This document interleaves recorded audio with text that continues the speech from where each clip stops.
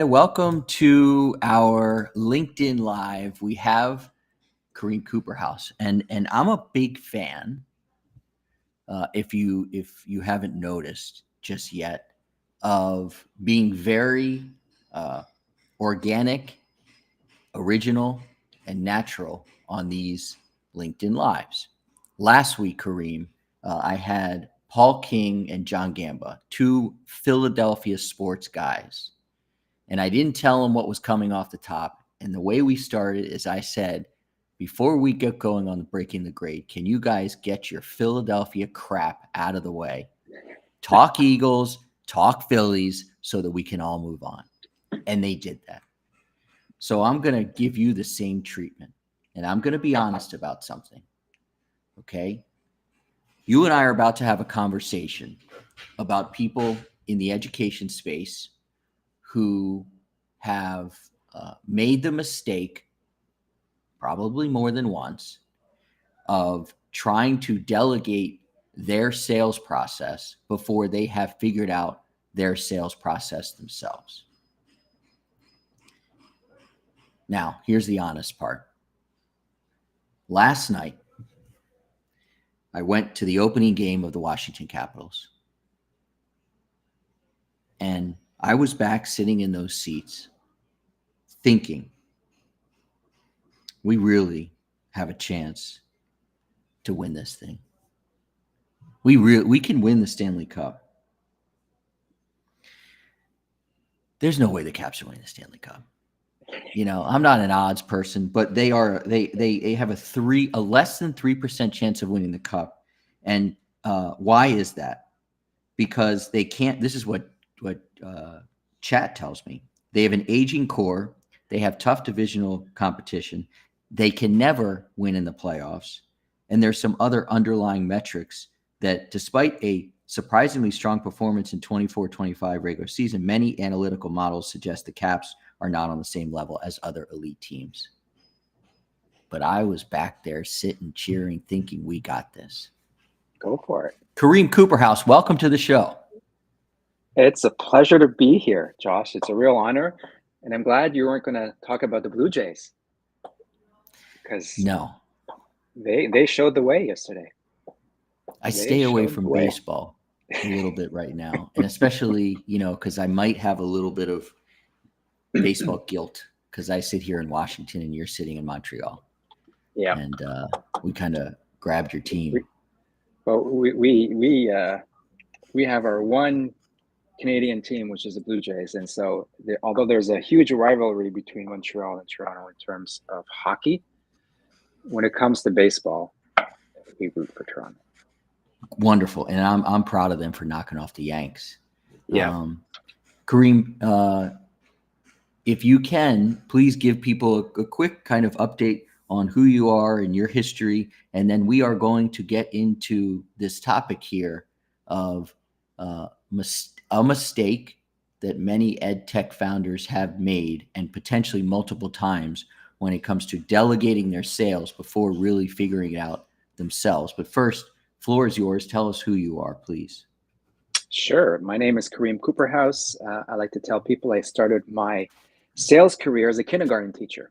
I did my Bachelor of Education here in Montreal at McGill University, went on to do my master's, was an elementary school teacher for 12 years, and then transitioned to ed tech sales, which I've been doing now for the last, 15 years or so. And so I work with different ed tech companies, trying to get them to grow and scale.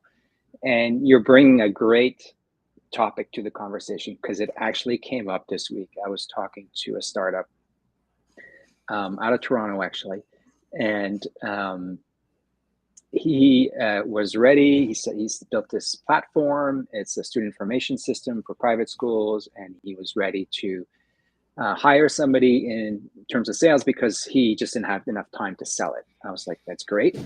How do you sell your platform? He goes, I have no idea. And I was like, Honest if answer. you don't know how to sell your solution, how are you going to train and mentor this sales rep that you plan on hiring to sell your solution if you don't even know how to sell it yourself? And what was his response? He just had an aha moment. He was like, oh, he was like, oh, I was hoping he was going to figure it out. And he says, and that's why I'm on the call with you, because I'm trying to figure it out myself. Like, yeah. Mm-hmm. So before you go out and hire somebody, you need to actually figure out as a founder how you would sell it. And if there's a market for it in the first place. And then once you've ironed that out, then you can go out and start thinking about, do I actually bring on talent to help me? One of the aha moments I had talking with my team, talking with my chat GPT, which is trained up to know me really well, and the Ed Sales Elevation experiences, we came to this idea that delegating sales too early is the fastest way to stall your pipeline, Yep. to lose leads, and to waste months of effort. Have you seen that before? Obviously, it sounds like it reared its ugly head this week, but when else have you seen that happen where delegating sales too early can actually stall your pipeline, lose you leads, and waste months of effort? I've seen it over and over again at different stages. I mean, obviously, I've seen it at the startup stage, which is the easiest to pinpoint. But I've seen it with mature companies as well. And so I've traditionally done a lot of help around growth and scale for US companies trying to enter the Canadian market, or vice versa, Canadian companies, edtech companies trying to enter the US market. And what they'll often do is just spin up a team and say, all right, go sell, right? If you're a US company, go sell into Canada, or vice versa. The Canadian team spins up a team and says, go sell into the US, not truly understanding how to sell in that market. And you can almost also see it internally within the US.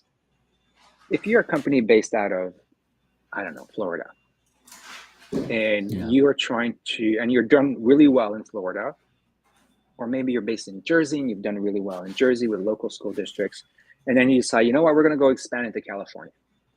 Mm-hmm. It's not the same. It's a different market.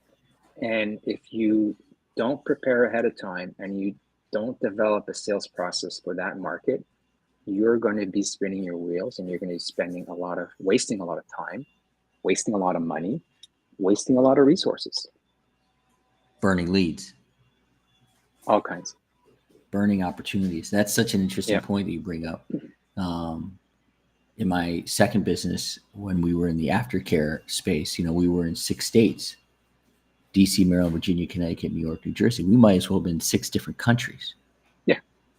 And DC, Maryland, Virginia, you can go to all 3 of those in I think probably a span of 10 minutes, because you can be in DC, cross into Virginia over the bridge, and then cross another bridge. You're in 10 minutes, but it's like selling in 3 different countries. Yeah. So really great point about being prepared. And I think that a lot of people, founders, this is what I hear. They'll come back to me, and when we start talking to them about how to get them repeatable sales, they'll say, you have. I hired somebody in the education space who knows how to sell, and they mishandled a lead, or my AI tools, they're not closing the way I thought they should.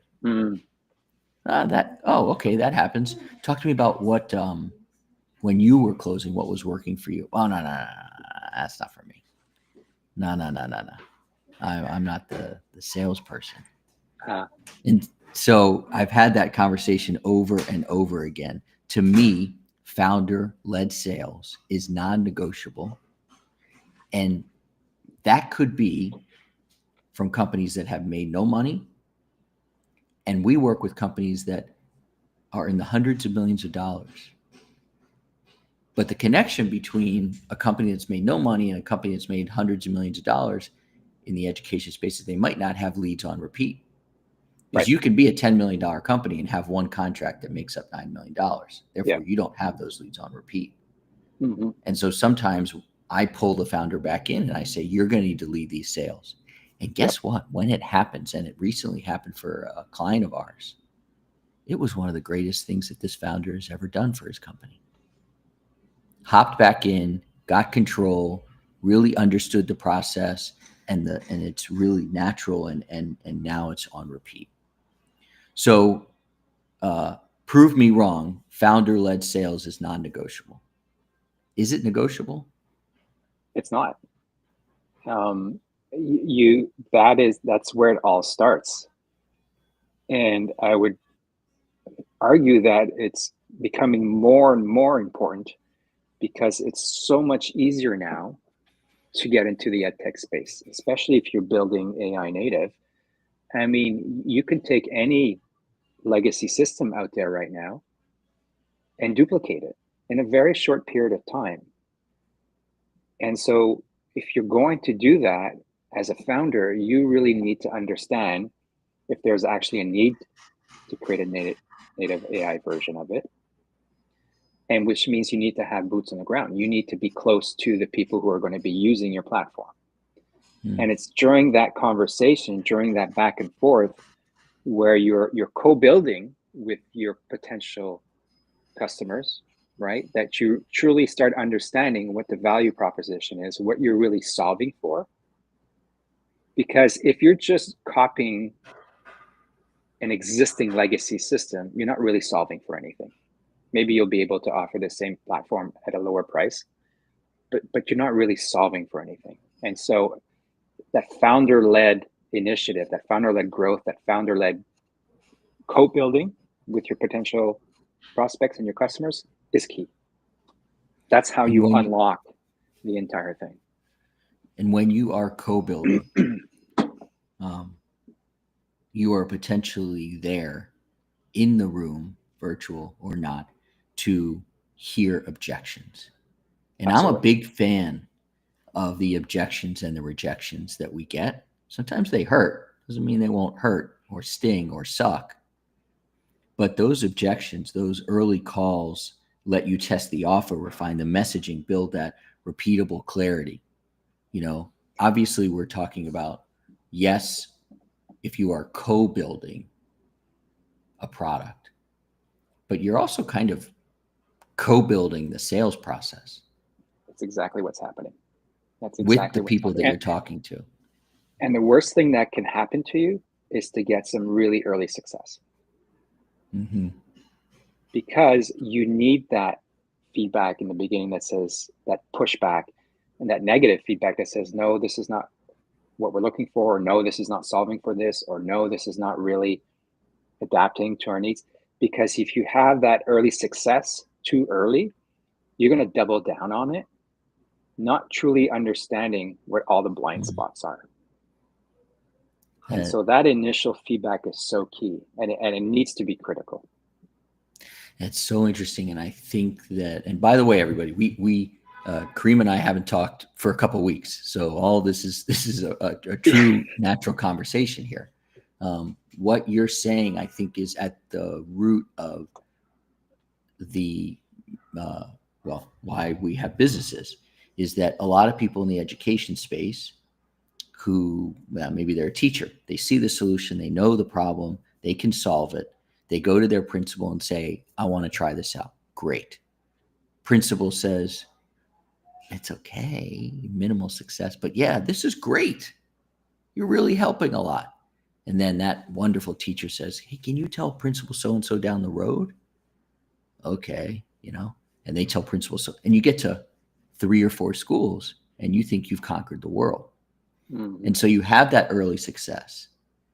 And as opposed to kind of having those early tough conversations that lead to, I think, more success further down the road and a more scalable product. Have you ever experienced that? Because you started your own businesses, yes? Yep. And can you kind of take us back to when you started your business? Because I want people to know that you're not just sitting here, sitting on in your ivory tower here. You've been there, done that. You've rolled up those sleeves. Yeah, it was interesting because we came, you and I are our businesses were in a similar space.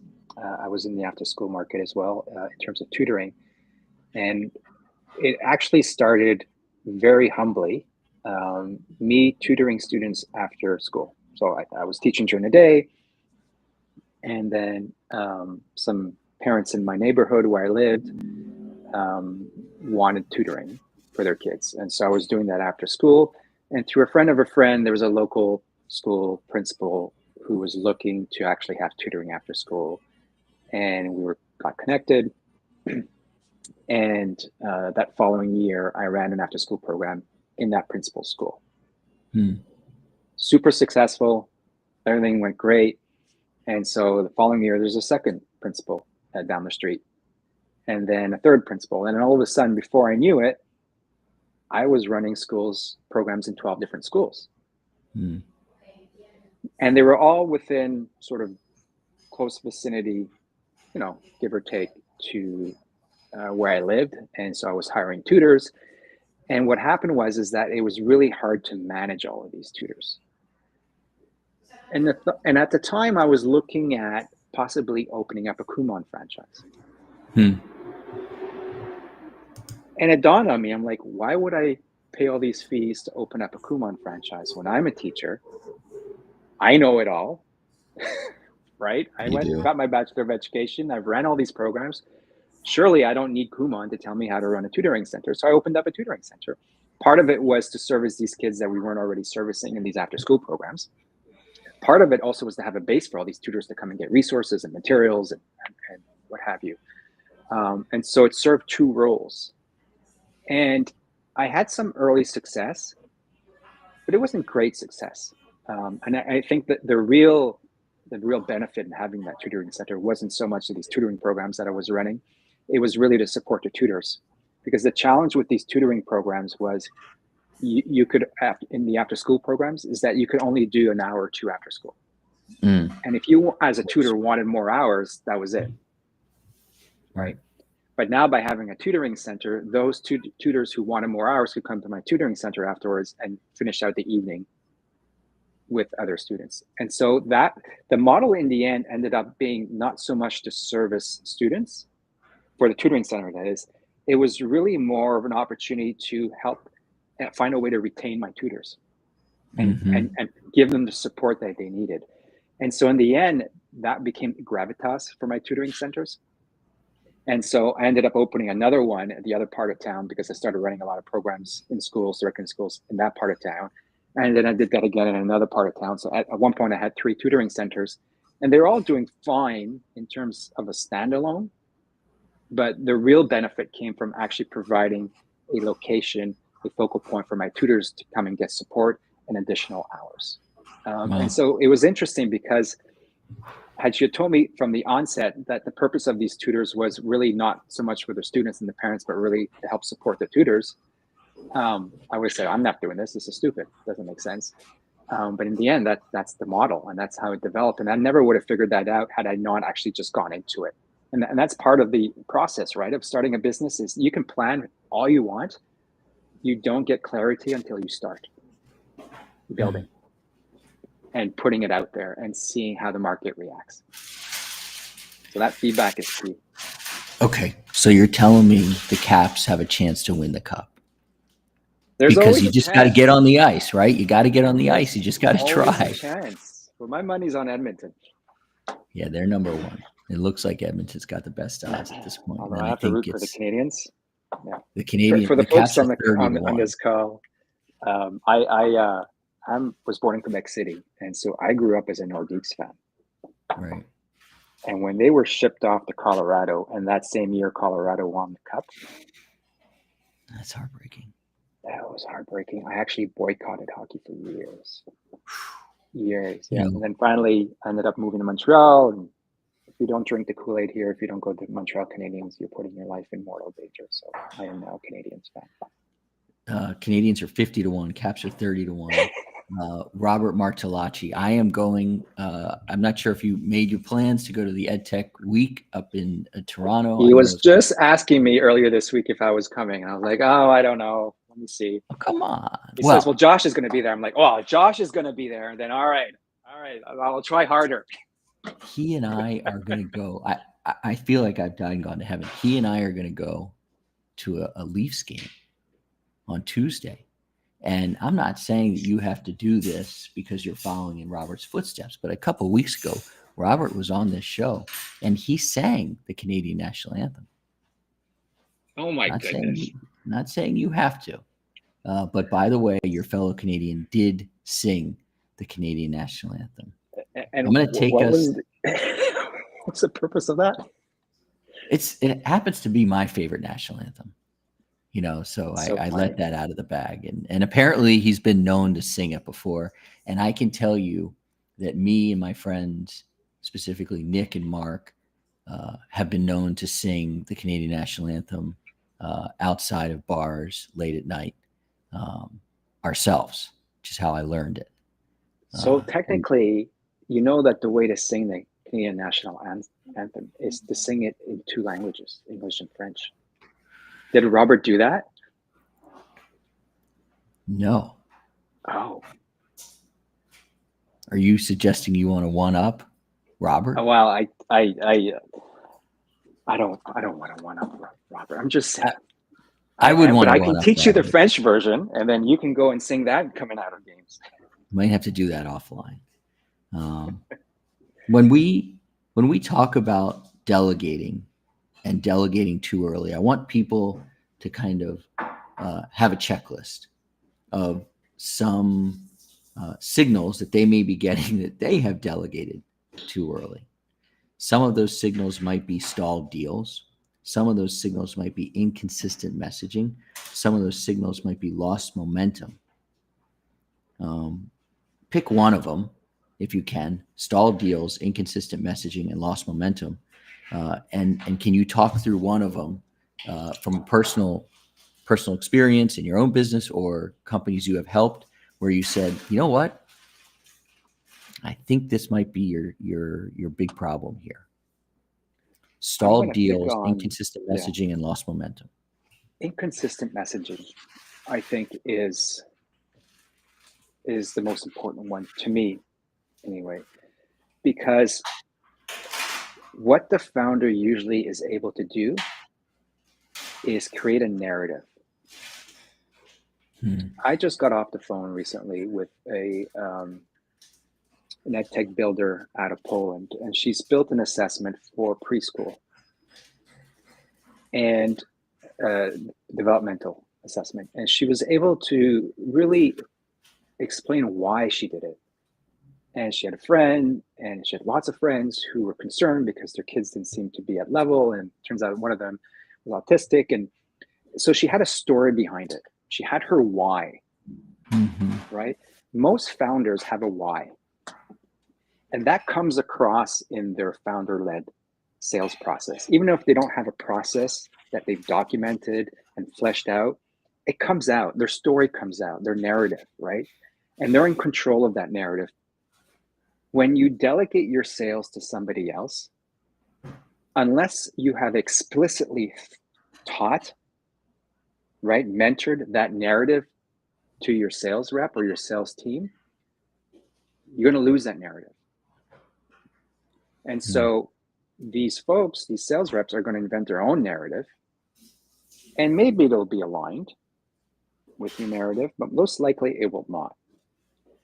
Or they might, because they've sat in on calls with you as the founder, they might pick and choose certain things that resonate, and then sort of will build their own narrative around that. And I think that is dangerous, because ultimately you want alignment. You want that narrative to be locked down and part of your sales process, because that's how you ensure that you're really selling value and not features. That story is key. And that's something I learned from this guy. I don't know if you know Mike Kleba. No. Fascinating gentleman. And Ryan O'Hara. I think they're going to be at Tech Week in a couple of weeks. And are they fellow Canadians? No, they are. No, they're from the US. I think actually, I wonder if they're not even from New York. I'll have to double check. I actually met them through an IAI conference. And anyway, they talk a lot about being in charge. If you're not controlling your own narrative, somebody else will, right? And their take on that was really around superintendents, where if you as a superintendent are not in control of the narrative of your school district, and somebody else will. The parents will, the community will, the students will, so on and so forth. And so it's really, really important to be in charge of your narrative. And the only way to ensure that your sales team is following that narrative is to explicitly teach them that narrative and make it part of your sales process. I agree. And the pushback then that I get from most of the folks that I work with who are educators or product people is, okay, I'll do this, but I want to get out of the sales process and the selling business as fast as I can. Fair. They want to get back to their zone of genius. So how does somebody, a salesperson, an account executive who eats and sleeps and breathes sales, how do they then step in and tell the story of that founder as well or as best they can when they're not the founder? How do they step into that role? How do you eventually hire that person? It's a great question. And I think ultimately it comes, first of all, that salesperson has to drink the Kool-Aid, has to fundamentally believe in the founder's story and make it their own, right? You look at the story behind Alpha Schools and its founder, Mackenzie Price. They have a very clear story about what they're doing. And that story is infused in everything that happens on social media. It happens everywhere in their sales process. It happens in their schools. And you can point to a lot of other companies who are doing the same thing. That story, that founder-led story has to be part and parcel of the whole package. And it comes down to ultimately that salesperson, that sales team believing in the solution that they're selling. Because if you believe in it and you believe in the founder's story, then that will come across in the way you communicate with your prospects. And you are drinking specifically that Kool-Aid of Alpha Schools, right? Like, yeah. If I understand correctly, and we can tell more about how the work you do with them, but it just dawned on me from what you were saying that founder-led sales, and maybe I'm just getting to this party, but founder-led sales doesn't mean that it's the founder always delivering the message. No. Can you be an account executive or a salesperson and still doing founder-led sales because it's based on the founder? Am I just getting to this party? You can. And I think you'd actually, at that point, don't need the founder anymore, as long as there's a way to showcase the founder's story. And maybe it's because, the founder is constantly on social media, sharing their story, sharing their narrative. Maybe it's in blogs, maybe it's in a newsletter, maybe it's at conferences, or maybe what you do is later in the sales process, when you're getting close to closing a deal, you bring in the founder for a cameo, right? And that's something I've done a lot in the past, especially with the smaller, I've worked with a number of sort of smaller scale-ups where I have come in as salesperson number one, right? And it's all been founder-led. And so as a founder, I can understand how you would be scared to just hand it off, but you do, because you got so many other things going on. And the reason that you're bringing on the salesperson is because you don't want to deal with sales anymore. But you do have to, but being able to liberate yourself to do those cameos once in a while is so powerful, because you come in to reinforce that story and ultimately to close the deal.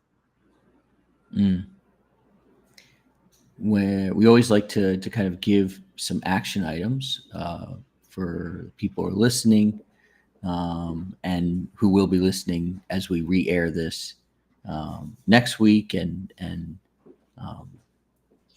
people have access to it past that. One of the things that people can do is they can essentially audit their own offer. Yep.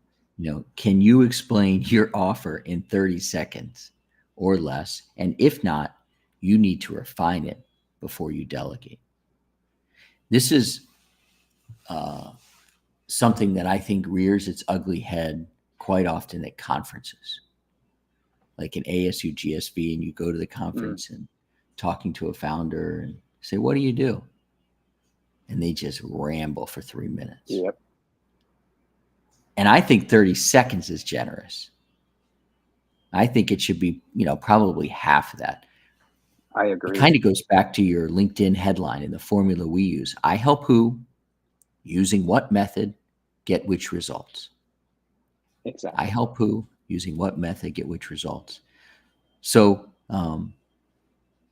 talk about the fact that it's probably a bad sign if it takes you 30 seconds or 3 minutes or 30 to tell people what your offer is. I agree. And if you I know a lot of people don't believe in cold calling anymore, but I'm here to say that cold calling works. During a cold call, you have to be able to say in literally 10 seconds or less what you do. It's one sentence. And that one sentence should be enough to capture the person's attention if it's something that is aligned with what they're working on, right? And so I totally agree. 30 seconds is too long. 20 seconds is probably too long. You should be able to do it in less, 15 seconds, 10 seconds, in one sentence, right? And to distill that into one sentence takes a lot of thought. But once you figure that out, then it makes everything downstream a lot easier because it narrows your focus.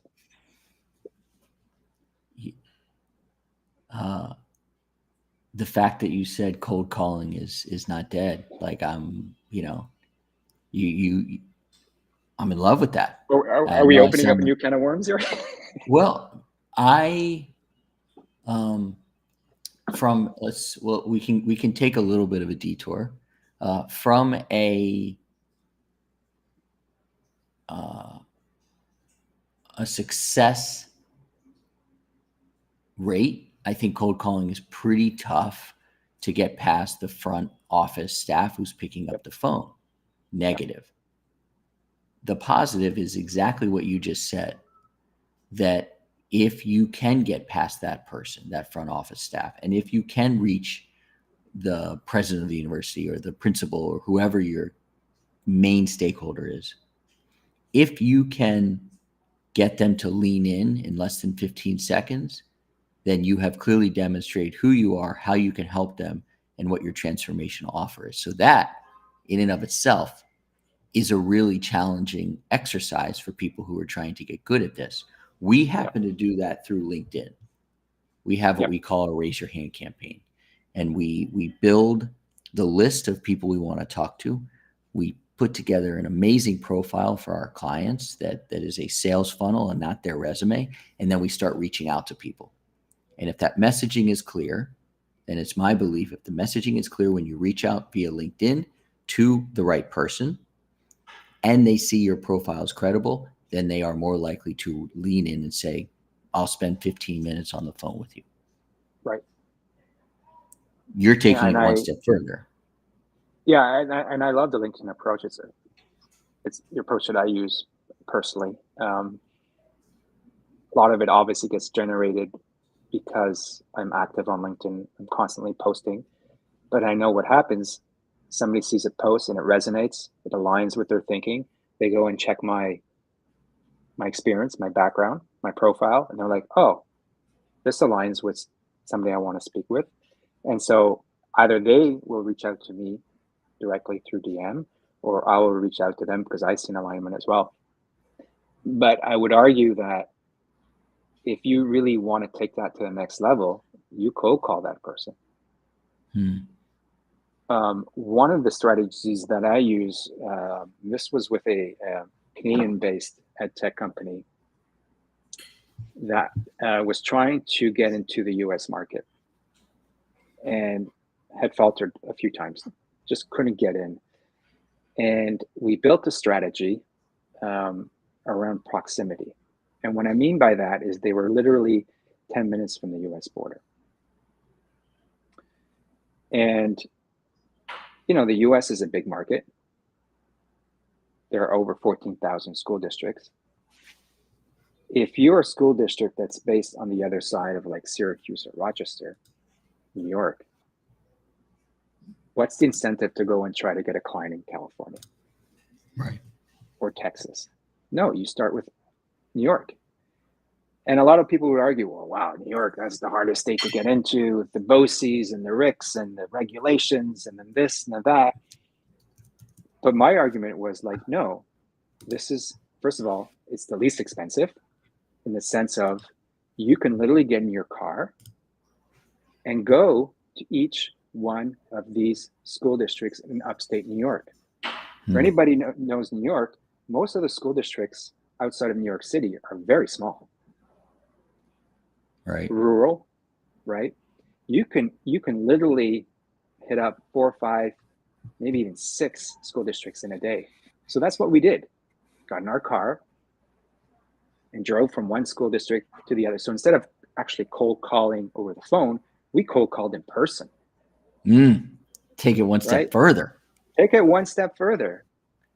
And now there's no way you can do this with a large school district in New York City, or, you know, it's not like you're going to walk into CPS but for these small rural districts, this Canadian showing up, right? And I would show up with like maple cookies.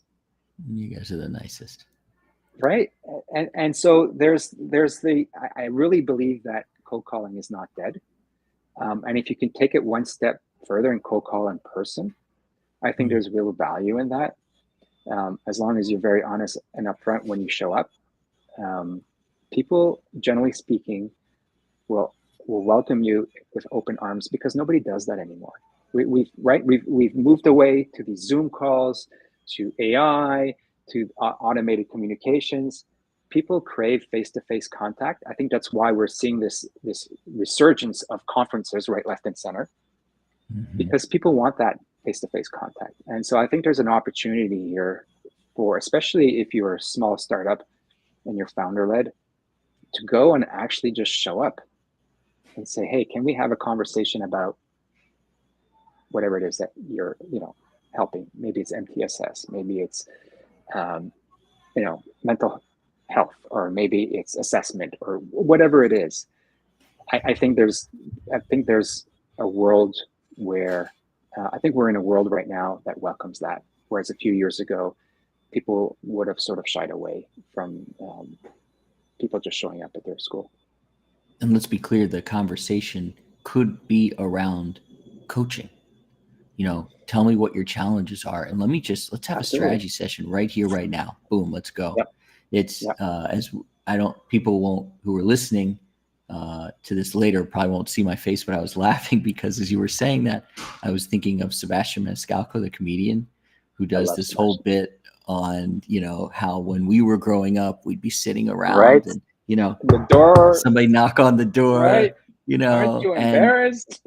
Yeah, and we, your mom would bring the Sanka, you welcome them out, in, she'd get you out of the way, Duncan Hines. Yeah, now, and this happened to us a couple of days ago. Somebody knocked on our door in our apartment building, and we're like, what the fuck? Yeah. Like, what do we do? You open the door first. Yeah. Everybody gets down, and you army crawl. So now, I'm thinking about what you're saying. Do you know Rose? Do you know our mutual friend Rose? I believe you know Rose. Rose is here in the chat here, and I don't know if Rose is available right now, but I'm going to try something here. And I've got Rose because we were texting via WhatsApp. Let's just get this room filled with Canadians. I don't know if Rose is up for it, but Rose, I have just sent you a link to join us. And Rose said, love the strength of founder story, being the fire. She has such a way with words, being the fire that lights the pipeline, ignites the connection, awesome takeaway and scalable approach. And there's our friend Rose. Rose has been through the HierSales elevation experience and is a big fan and proponent of what we do. Let's see if she can join. Rose, you're welcome to join whenever you want. The fact of the matter is, whether you do this via LinkedIn, whether you do this on the phone, whether you do this in person, is most likely we are surrounded by Canadians. I love this. Do you know Ben Buchwald? I Nope. launched LE.com Hey, 22 Ben. years ago in Winnipeg. We still don't have any salespeople at the company. I still lead a lot of demos each week and still love it. We do no Good for outbound you. sales. Everything is word of mouth. Inbound sales, product-led growth, and founder-led growth has been what has got us into thousands of schools in the US and Canada. Ben, hold on, Ben. I got something for you. Ben. That's for you,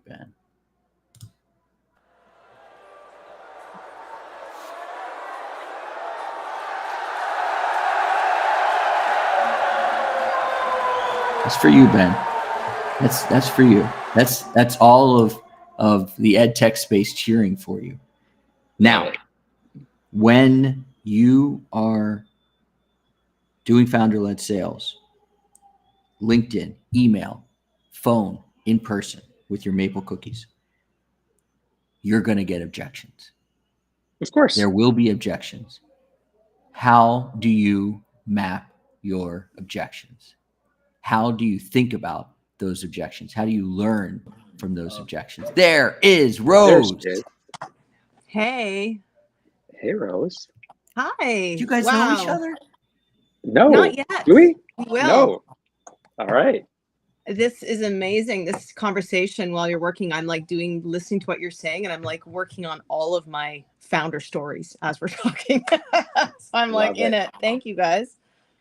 Welcome, Rose. Rose, tell Karim and everybody else who you are real quickly, and then let's hop into this discussion of founder-led sales here so people stop delegating. Excellent. I am Rose Hustreiter. I am the founder of L3C Learning and Leadership. We've been around for a long time. I build experiences that help people reconnect with their time and discover their purpose and basically strengthen their connection to each other. So that is my number one thing, is all about connection. So all the projects we do are about helping people develop skills that lead them to better collaboration, connection. Josh, working with 3E has been absolutely amazing, because it's a constant iteration of like getting better, evolving our sales process and our so this conversation came at the right time. Just thank you both for holding it today. So Rose, just because I'm only know a limited amount of places in your wonderful country, can you tell us where you are so Karim knows where you are? Karim, I understand you're in Montreal. I'm about 7 hours away by car. So bonjour, Montreal. Bonjour.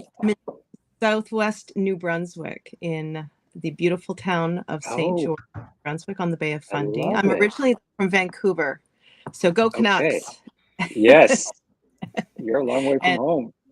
I am. I moved here many years ago to expand my company. I spend a lot of my time in the States. So again, the conversation around our different regions and how we move into those markets is also very valuable for a lot of us here in Canada, because we have family, we have friends, we have networks all across North America. So, do you know your fellow maritimer Julia Dexter from Shoelace Learning? The name sounds familiar. I don't think I know him personally. I gotta introduce the two of you. Yeah, she's built. So Shoelace Learning is a great reading application for middle schoolers, where they've been able to combine reading, language comprehension, and I believe not Roblox, but what's the other one? It escapes me right now. Anyway, they'll come back to me. They've got and they're running these wonderful tournaments to get kids to read. And so anyway, I'll put the two of you in touch. Absolutely. Yeah. And we specialize in the workforce area. So everything you're speaking of, whether it's children K-12 or into the big kids, as I like to say, this conversation right now is so critical, because I think a lot of the solutions that founders have need to get to market. So again, thanks guys for holding this. Yeah. Absolutely. I would put Karim, or I would put Rose, and I certainly would put Robert up against anybody in terms of speaking ability and willingness to listen, but those that does not come easy for everybody. So Rose, when you joined, I was basically asking Karim, like, what do you do with the feedback that you get when the feedback isn't always what you wanted to hear? How can you receive that feedback and then use that to build a better sales approach or to build a better product? How have you managed that in your current companies? Feedback. My instinct says, I know we all want to say, well, actively listen and listen to understand, but I think there's the word of intention. It's like, come back to the basics. That's what I have to do, is I have to come back to the basics and go, where's that true north for me, my company? Like, where's the heart and spirit and just the essence of the project? Like, where are we headed? In order for me to receive feedback, I need to check in on my own intention as to why I even asked for it in the first place and what's the outcome for the team. So that's kind of where my head goes, is to actively listen, but listen to understand that the intention of the feedback is often to help us meet that target. So listen with that open mind. It happens every day here at this company. It's like we're constantly iterating and it's not always going to work. But there's a lovely saying, I think it's an old Japanese saying, which is, fall 7 times, stand up 8. It's like iteration is part of the process of evolving our sales process, and getting the right message to the right person at the right time. And I wish there was just a simple formula for that. And I think, Karim, everything you've noted here just resonates so deeply with me, because as a founder, we cannot stop learning. We cannot stop trying things like cold calling. Like, you just busted the myth for me, cold calling right there. You busted Me it for too. Yeah. Out of the fucking water. Because, out of the water. All right. Karim, I'm curious to hear from you. Sometimes, going back to this concept of feedback, what do you think the stories are that us founders, that we tell ourselves, that are getting in our way? Like cold calling, we can't do that. That doesn't work. Like, what have you noticed about that? I think ultimately, a lot of this comes down to, how do you know that you know? Right? When we all have these assumptions and these myths that say, oh, you can't do this and you can't do that. And listen, I have 2 teenagers. Actually, so that's true. One's 18, the other one's 21. So my older one's not really a teenager anymore. And I'll put something out there, and they'll say, well, you can't do that. And I'm like, why not? Right? And these assumptions started a long time ago. And cold calling is one of those assumptions where cold calling doesn't work. And I think at the end of the day, we have to constantly put ourselves in a position where we ask ourselves, how do we know that we know? And the feedback often that we get from prospects, from clients, what I think is super important about getting that feedback is really understanding the why behind that feedback. Because a lot of the feedback we'll get as a founder is, oh, you should build this feature, or you should build that feature, or you should do this and you should do that. And then you go out and build it, and all of a sudden it doesn't resonate. And the reason it doesn't resonate is you never understood the why. And that happens a lot in the sales process as well, right? In terms of objections. They'll say, oh, what about this? And what about that? And why not this? And if you don't dig in and really try to understand, why are they asking that question? Maybe they don't actually need that feature. Or maybe that's not the real problem they're trying to solve. You have to really unpack it and figure out, what is it ultimately that they're trying to solve for? And then that can become part of your iteration, both in terms of either your product or your sales process. And once you figure that out, once you understand the why, that's the unlock. Because now that whatever you build will apply to anybody who has that same why. And then, so you've identified the why, you've validated it, and then you build it, you test it out, and it works, then you amplify it, right? And that now becomes part of your sales process. And so in my mind, the feedback is so crucial, but it's even more important to unpack that feedback and understand what's behind the objections. Because what the prospect is telling you at that first level is never the real problem. How do you, let's talk real tactically here. How do you phrase that? Somebody gives you an objection, and how do you phrase it without sounding defensive to really take it to the next level to understand their why? Can you kind of role play a little bit here? Like, tell us how you would say something like that. You generally have to be curious, right? So I was on a call earlier today with the district, and I was explaining to them that for a certain solution, they're going to have to assess the students, and they're going to have to use MAP scores. And then they were like, "Oh, we don't use MAP, we use iReady." I'm like, "Okay." And then we kept on going, and then we came back to it. I said, the question then become the real issue wasn't about whether you're using MAP or you're using iReady to assess your students. The real issue underlying it all was we hate to over-test kids. Right? We especially in the US, there is a massive amount of testing going on, standardized testing. It happens in September, October. It happens again mid-year, and then again at the end of the year. It consumes a lot of time that should really be devoted to teaching, but it's actually being devoted to assessments. And so the underlying question there was around what can we do to minimize the time that is spent on assessments, because we really want to get to the good stuff, which is teaching kids. But it came across in the beginning to, "Oh, we don't do MAP testing, we do iReady." But that wasn't the real objection. They really don't care. At the end of the day, they don't care if it's MAP or iReady. What they really cared about is to minimize the time, right, that is devoted to testing, because it's just, it really does not, as a teacher, that's not what you're there to do. You're there to teach. Obviously, you need the data from the tests, but most teachers don't actually use that data anyway. They just do the MAP testing and then go about their business without actually looking at the results. So that's a different tangent we can go on. Karim, but that's one example, Josh, right? Yeah. That's a great, go ahead, great example. I'm so hearing something here. We're always taught, are we solving for the right problem? But Karim, I'm hearing you say, are we solving for the deep problem? Yeah. Which is really so powerful. My wife is a psychotherapist. She's an art therapist. And her job is always to, right, peel back the layers. Because ultimately there's always an emotion behind whatever behavior is going on.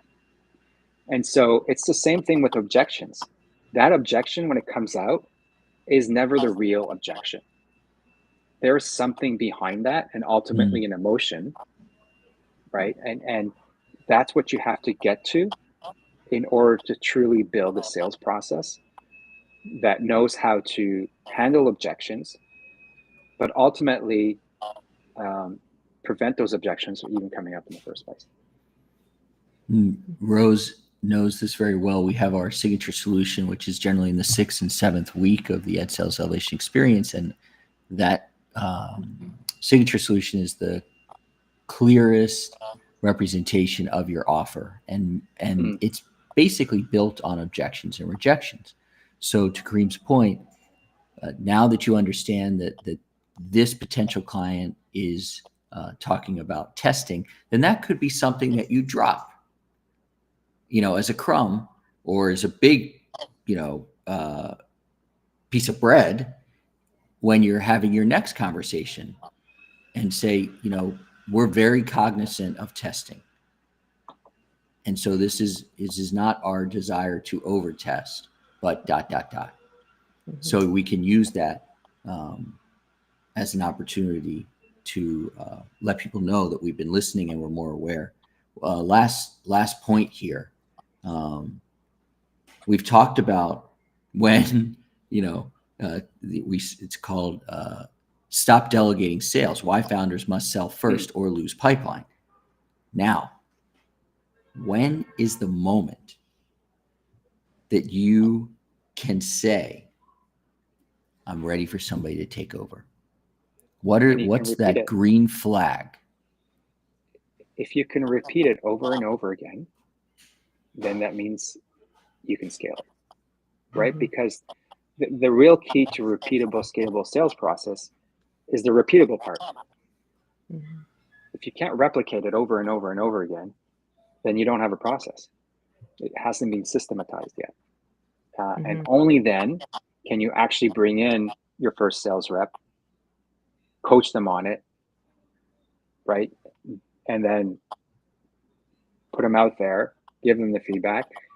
Because if you don't have a process that you've been able to repeat over and over again and systematize and document, then you can't scale.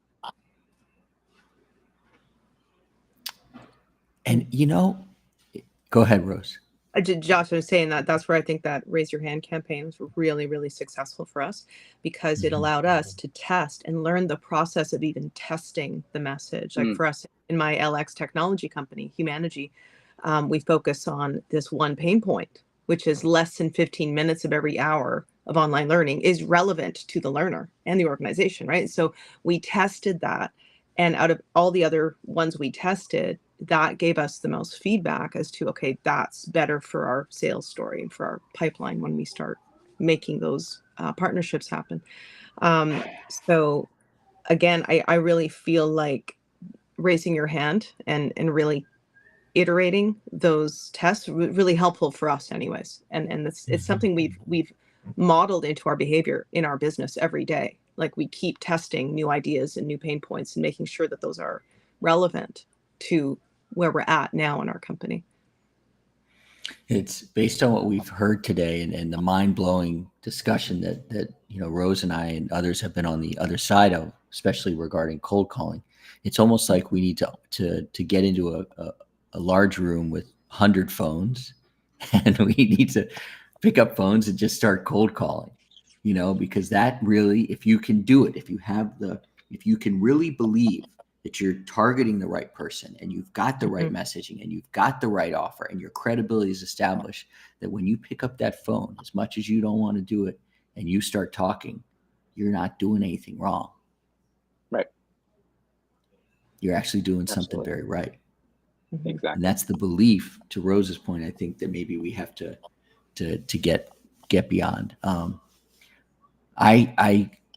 It's not that I wasn't enjoying this conversation, but I was almost stretching the air, because I have been texting Robert on the side saying, get on this friggin' show. Come on, Robert, get on the call. Right now. But knowing this guy, he's probably skating on the ice, knocking 20-year-olds into the boards and scoring goals. Probably. But he knows, he knows the microphone is always ready for him. They take their hockey very seriously in Winnipeg. This very dude seriously. Certainly does. This dude, well, it's Robert obviously is one of a kind, and I'm excited to be up in Canada. And I told Karim and Rose, I'll tell you, because I almost can't believe it, is that Robert and I are going to a Leafs game on Tuesday night before the event. I think it's going to be amazing, and I'm super excited about that. And this has been an amazing conversation and turn of events to have Rose join us. And hopefully people have now begun to understand from some people who have been through this, not only when you should stop delegating, but we also brought it full circle as to now when you can delegate, because most of the folks that we work with here at the Ad Sales Elevation Experience, and I know Karim does as well, and Rose is surrounded by, don't really want to do the sales for that long.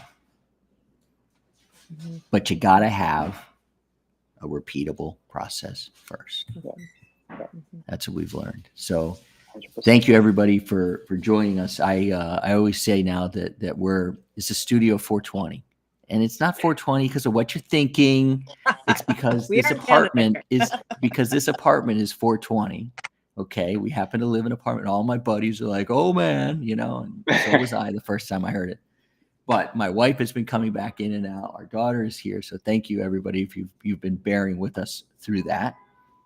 Karim and Rose, it's been wonderful having you. Really appreciate it. And everybody else, Ben, thank you for joining. Robert, wherever the heck you are, we love you. We missed you. And I hope that everybody has gotten a lot out of this. Awesome. Thank you so much for inviting me. Yeah, All right, thank you guys. for Thank you. letting me jump in as well. care. Appreciate that, guys.